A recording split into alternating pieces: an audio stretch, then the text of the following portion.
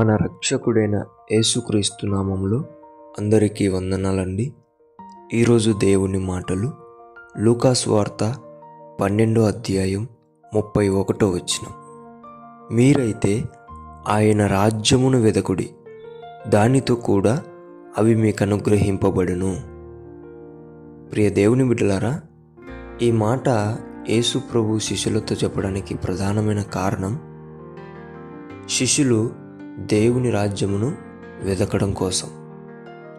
శిష్యులు ఈ లోకం మీద ఉన్న వాటి మీద మనసును పెట్టుకోకుండా ఉండాలని ఆయన ఈ మాట చెప్పాడు. అయితే దేవుని బిడ్డలారా, నువ్వు నేను కూడా ఆయన శిష్యులుగా ఉంటున్నాం. అయితే మనం ఏం చేస్తున్నాం? లోకంలో ఉన్న వాటి మీద మనసును పెడుతున్నాం. అందుకే ఆయన మనతో అంటున్నాడు, దేవుని రాజ్యమును వెదకుడి. మొదటగా ఆయన రాజ్యం కొరకు మనం వెదకాలి. అప్పుడు అవన్నీ అనుగ్రహించబడతాయి. మనకు గురువు ఉన్నాడు, ఆయనే యేసయ్య. గురువు పని ఏమిటి? మనకేం కావాలన్నా ఆయన చూసుకుంటాడు. శిష్యుని పని ఏమిటి? ఆయన చెప్పింది మనం వినడం. అందుకే దేవుని బిడ్డలారా, మన పని మనం నెరవేర్దాం. ఆయన పని ఆయన ఖచ్చితంగా నెరవేరుస్తాడు. అందుకే దేవుని బిడ్డలారా, ఈ లోకంలో ఉన్న వాటి మీద మనసు పెట్టకూడదు. అంటే ఆహారం, వస్తువులు, అవసరాలు, లేదంటే బట్టలు, ఇలాంటివి, వీటి మీద మనసును పెట్టకూడదు. అప్పుడు నువ్వు దేవుని రాజ్యమును వెతికినా దొరకదు.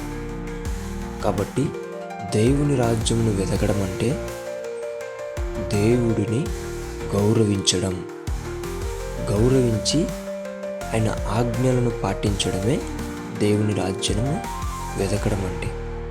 దేవుని బిడ్డలారా, నువ్వు నిజంగా దేవుని రాజ్యాన్ని అనుభవించాలంటున్నావా? అయితే దేవుడిని గౌరవించడం నేర్చుకో, ఆయన ఆజ్ఞలను పాటించడం నేర్చుకో. నీవు ఆయనను వెతుకుతున్నట్టు ఆయన వెతుకుతే గనక నీవు అనుకున్న వాటికంటే, ఊహించిన వాటికంటే అత్యధికమైన మేలులు నీ జీవితంలో దేవుడే చేస్తాడు. ఆమేన్. అందుకే దేవుని బిడ్డలారా, ఆయనను గౌరవించడం నేర్చుకోండి, అని చెప్పిన ఆజ్ఞలను పాటించడం నేర్చుకోండి. దేవుని రాజ్యాన్ని అనుభవించండి.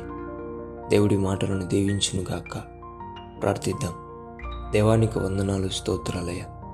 ఎవరైతే నీ రాజ్యములో ఉండి సంతోషించాలని ఆశపడుతున్నారో వారందరికీ ఈ లోకంలో ఉన్న వాటి మీద మనసును తొలగించి నీ రాజ్యం మీద మనసు ఉంచేలా వారందరికీ సహాయం జరిగించమని, యేసు నామములో నిన్ను గౌరవించడం, నీ ఆజ్ఞలను ప్రేమించి పాటించడం నేర్పించమని యేసు నామములో ప్రార్థిస్తున్నాం తండ్రి.